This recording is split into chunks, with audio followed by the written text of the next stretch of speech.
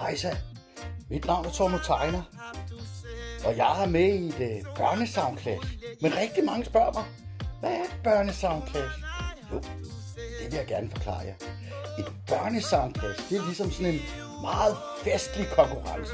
Og man holder den inde i en dansehal eller i et telt, på en skole, i en gymnastiksal, i en lade, i en kæmpe fabrikshal.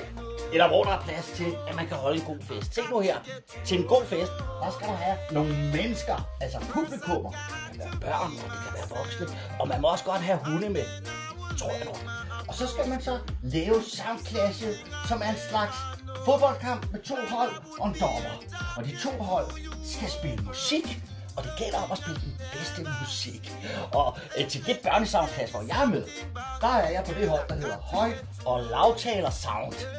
Og det er et hold, hvor jeg er der, og hvor DJ Myseost, han vender pladerne. Og så er der det andet hold, og det består af Chapper og af Trolle. Dommeren som sagt, han hedder Farmand. Dommer Farmand hedder han her. Men i virkeligheden så hedder han Jar-Farmand, ligesom herr Nielsen. Nu går børnesoundclashet i gang.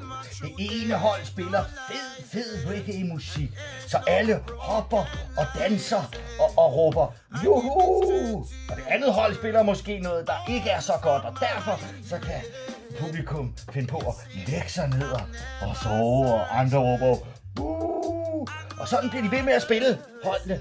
En masse musik, der er fed, og de driller hinanden, og de råber af hinanden, og de får publikum til at råbe med. Og dommeren han måler, hvor meget der bliver råbt buh, og hvor meget der bliver råbt juhu. Og til sidst så går han frem og siger, jeg har en vinder. Og så udnævner han dem, der har fået flest buh og mindst juhu, eller omvendt.